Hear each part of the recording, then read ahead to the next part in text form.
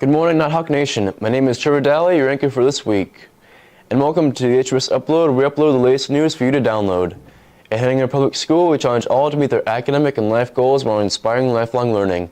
Please stand to say a Pledge of Allegiance. I pledge allegiance to the flag of the United States of America and to the republic for which it stands, one nation, under God, indivisible, with liberty and justice for all. Now for some short stories. Congratulations, Cooper, on receiving the last Gate City Bank Random Acts of Kindness. Cooper helped at lunch when the dishwasher was way backed up and doing dishes by helping hand wash them and waiting in the way so that people couldn't pile up more. And there were a lot of other entries throughout this whole event. It's so great to see that we have such wonderful kids that go above and beyond helping around the school. Keep it up, kids are doing the great things. In November, Mrs. Olson was chosen to receive 40 free teddy bears and $200 worth of books for her classroom, thanks to First Book Marketplace and their partner Build-A-Bear Foundation. This opportunity was part of a national campaign for books and teddy bear building reading buddies. Congratulations to the 4th grade class for ranking 21st in the first quarter of the Global Read Bowl competition this past week. This competition consists of more than 250,000 students in over 15 countries competing. The top 50 classes/schools are listed on the leaderboard every week, and our 4th grade students secured the 21st spot for this first week. Last week, our kindergarten students created ice cream from freshly fallen snow for Foodie Fun Friday. Congrats to our pep band students for rocking the doubleheader DSU basketball game last week. Big thanks to Dr. Brian Holner for the invite. The kids even had a great time and even got a free t-shirt. Also at halftime of the same game, Hettinger's Layla Jensen triumphed in a game of lightning, besting 30 participants to claim her trophy. Congratulations, Layla. Alright, for breakfast and lunch for this week. Lunch today is chicken bacon ranch wraps. For Tuesday, breakfast is banana bread and lunch is hot ham and cheese. Wednesday, breakfast is breakfast sandwiches and lunch is nachos. Thursday, breakfast is hash browns and gravy wrap, and lunch will be lasagna roll-up and garlic breadstick.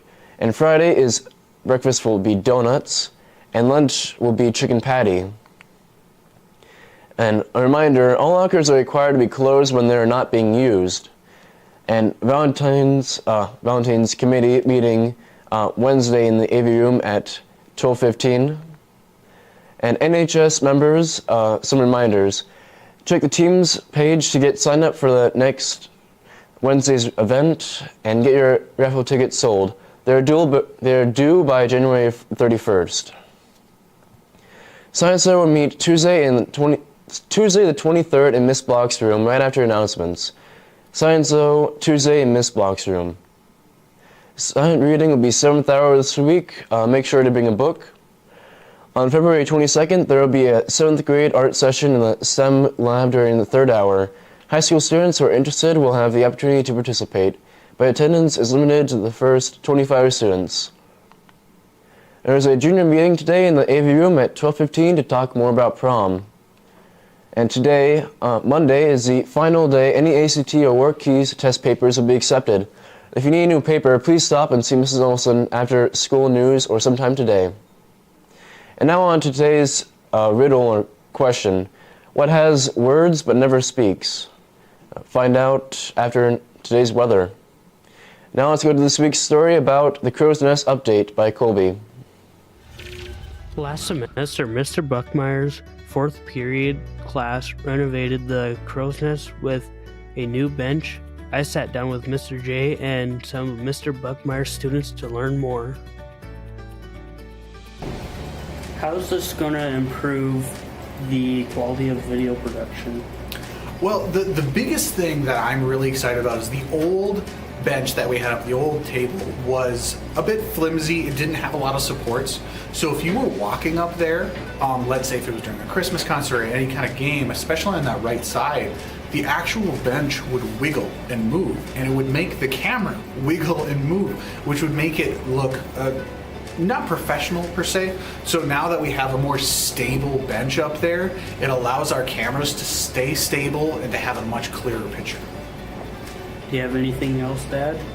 I think the biggest thing is that I'm just really thankful that Mr. Buckmeyer and his students were willing to do this. It allows us to have a more professional experience up there. It's better for the kids. It looks nicer. It feels nicer. It's just overall a much better experience being up there in the Crow's Nest as a student, as a teacher. All of that is just so much better. So I'm just really thankful. So what did you do for the Crow's Nest in the big gym? We built a new table in the Crow's Nest. What did you change? So I helped, all three of us helped with basically everything, but we built the entire table from scratch. Because the old table was old and shaky and wasn't all that good. So what did you do in the big gym for the Crow's Nest? We put up a new table up there and replaced the old one. Explain the process, how you did that. We cut up a bunch of old wood and we sanded it, we stained it and polished it and just made it look real nice so we can have a better table up there. Alright. What was your job in the process? I did a lot of cutting and a lot of just putting together stuff while we were up there. Thank you, Mr. Buckmeyer, and all the students that helped make this table possible. Thank you, Kobe, for that story. Now let's go to sports last week with Trevor. How do we do?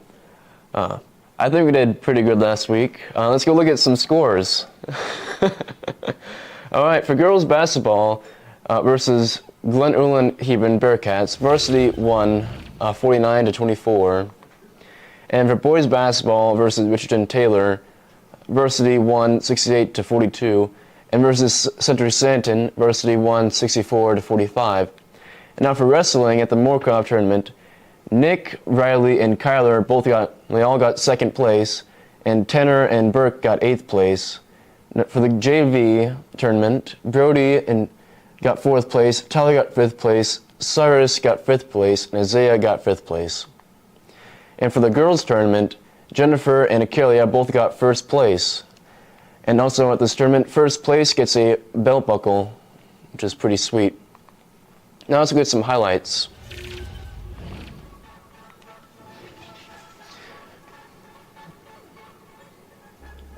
Right.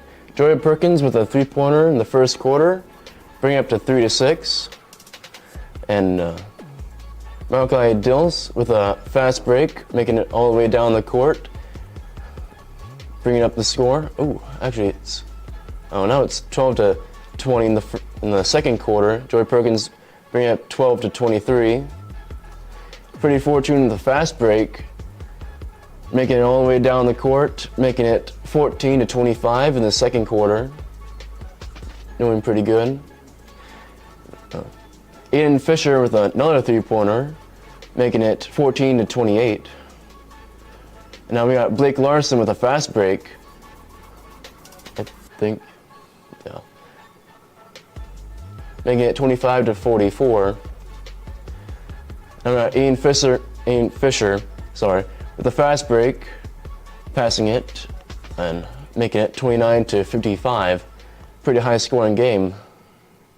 All right, sports this week. Girls basketball Tuesday, JV and varsity versus South Hart. And Thursday, JV and varsity versus Billings. And Saturday, JV and varsity versus Washburn. Boys basketball Friday, JV and varsity versus South Hart.